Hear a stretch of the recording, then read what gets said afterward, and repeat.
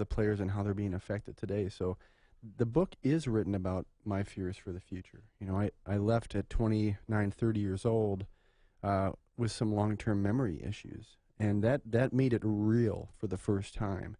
And the thought of those memories being taken away and losing potentially my family is frightening. Yeah, when I think about what you're going through, are you upset about this, or do you accept it as part of what you did, you know, from the time you were 12 or even younger, through college and into the NFL? You won a Super Bowl with the Colts. I mean, so you lived the dream. Listen, yeah, I love football, and my message has always been pro brain, pro game. There's a way that we have to create messaging around elevating the game, but doing it the right way. And I think if anything really gets me passionate, it's how can an organization that has created the greatest game on the planet step up in integrity and keep making decisions that will help better take care of players' long-term health.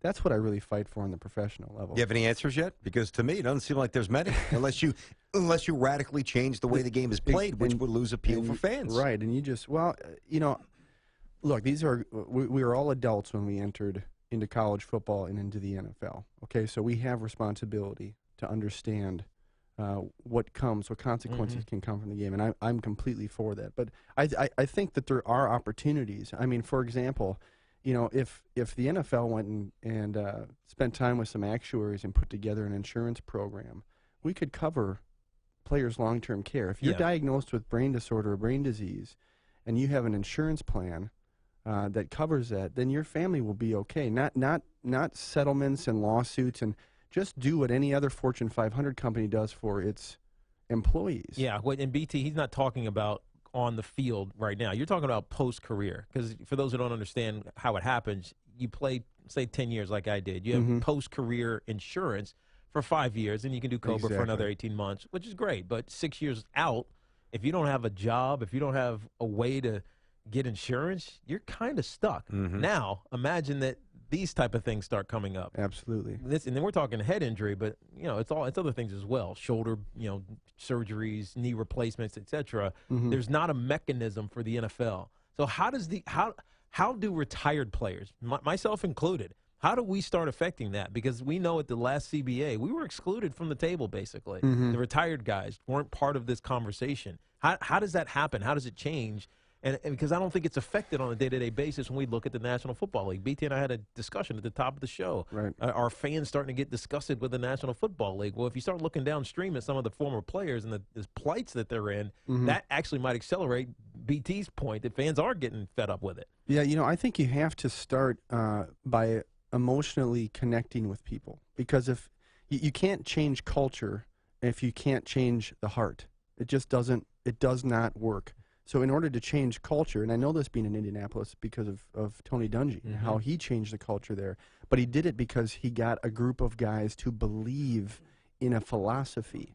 And once we sold out to that philosophy, it changed the way the organization operated. It's the same thing here. So for former players, we need more people to be out talking and sharing stories, emotionally connecting people to their importance of their mind and memories, and then allow that to change the way people view the situation. And that's what the book is. That's what the book is designed to do. Here's my question, though, guys. Let's say an insurance policy was developed and it was implemented and it took care financially of your family and Tiki's family. It's still circumventing the main issue, in my opinion, because, yes, you're going to provide an economic backdrop for the members of the family, but their dad will still be either not here, God forbid, or greatly diminished, because, as we know, head trauma is irreversible. So I go back to my main question. How can the NFL change and modify the league and without changing the aesthetics for the viewers, but maintain the function of the brain? Can't. I don't think you can. And the reason why is because we have to accept that concussions are an externality of the contact sports we love to watch. You cannot have football without concussions, soccer without concussions, baseball, hockey, MMA, UFC, MMA. You can't have it. So they exist, and they exist in adult lives who now should have a full assumption of risk when they sign that contract to go play. So I think we can all say, you know what, that's a part of the game that we love. So now, how do we take care of those players? If we are taking care of those players, then as fans and as former players, we can at least sit back and go, you know what, we're okay. We're getting taken care of, and that's where the integrity lies. Yeah, no, I agree. Counting the Days While My Mind Slips Away is the name of your book. But we kind of came to, the first time we met via phone was because of the song. Are you still singing, performing? Are you doing those things, or is it one of those, it was a quick hit? I think life? There's a little novelty around the singing Super Bowl guy. I mean, people don't expect it. It's always fun. I get to do concerts and some holiday shows, and that's always a joy. Really, my degree was in public speaking. I'm the son of a pastor, so I guess I kind of grew up in that kind of a culture. It happened organically. Organically, but I do a lot of corporate speaking, really on culture transformation. Bringing you into the huddle with the 2006 Super Bowl championship Colts, and how was that culture transformed? How did you create 53 world-class leaders? And if you can apply what we learned playing in the NFL to life and business, how successful can that make you? So that's kind of where I'm at today. I'm talking to Ben Utecht, who was with us in the studio, of course, former Colt, won a championship. He's wearing the ring today. Not bad bling there, brother. Man, not bad, I tell you what, I don't wear it often, but when I do, it just brings back a lot of. Dude, I'd wear it everywhere if I had one of those. I'm not even close to getting one of those. But we're going to play a snippet of the song again at some point. And it's one thing to read the book. It's another thing to hear the song. But I think in some ways it's almost as or maybe more powerful for our audience to hear your day-to-day plight. Because right now you sound very lucid. You're obviously a well-read, intelligent guy. What do you truly suffer with in detail? Yeah. What worries you specifically? Well, honestly, guys, it was moving back to Minnesota, which we call the land of memories. And so many times sitting across the dinner table from family and friends, and everybody remembers something very special from the past, and I kind of just sit there completely lost. I mean, your childhood or in your 20s or everything? Yeah. Well, you don't know until the conversation comes up. Okay. And it kind of comes out of nowhere and can sucker punch you, and you kind of just sit there. And I try to. I internalize a lot of these things because I don't want people to worry, but a lot of times it's the toughness built into football players. Yeah, exactly, and so I kind of keep it to myself. But I write about an example of sitting across from some friends in Minnesota and talking about our weddings, and I sat across from my friend and I interrupted and I said, why wasn't I able to be at your wedding? That was not in training camp. I mean, I should have, and they kind of laughed it off. And I said, no, seriously, why was I unable to be in your wedding? And got real quiet. And his wife got up, brought over their wedding album, and page after page, there I was as a groomsman, a singer in the wedding. I have no recollection of that. It didn't trigger anything when you saw Nothing. The pictures? No matter how many times I go back and look. Oh, boy. And it's moments like that. And they're, unfortunately, handfuls of those that have happened in the last 5 years. Now,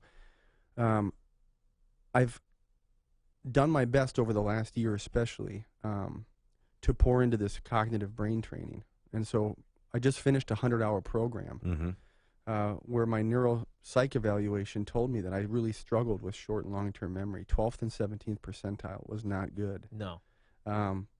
After 100 hours, it went to the 78th percentile. Now, what is this training program? Well, the program is with a company called Learning RX, and it's basically a cognitive training brain program. Now, does that recover things that you've lost or just help you going forward? It does not do that. It helps going forward, and the way a neurologist described it to me is that the brain is filled with neural pathways, cities, right? And there are multiple ways to get to this radio station today, right? And when one of those ways gets broken, you're going to see a detour sign. And it's a path that's not really typically been used, but then you're going to start to use that until it becomes a highway. Now, that creates new pathways for you to store information going forward. It doesn't mean you're going to be able to retrieve what's already been lost, but you can strengthen and groove out new pathways to store and recall memory. And I sat across from a brain trainer 4 days a week for an hour and a half, and he kicked my butt. I mean, I was sweating at times. I mean, it was like, felt like I was in training camp of Wow. a different nature. But what resulted in that is that my ability now to store short and long-term memory has improved. And my family has seen it. You can hear it in the way that I'm talking. It was almost like over the course of those 100 hours, I was lifted out of a fog. And that's the whole ending of the book revolves around this hope that there are things that we can do to strengthen those cognitive abilities that can be damaged. Counting the Days While Interesting. My Mind Slips Away by Ben Utecht. You you can go pick it up. It's an interesting read because there's also some things about I don't want to say the culture of the NFL, but just the way that it's handled. Like, we want to romanticize the National Football League, but when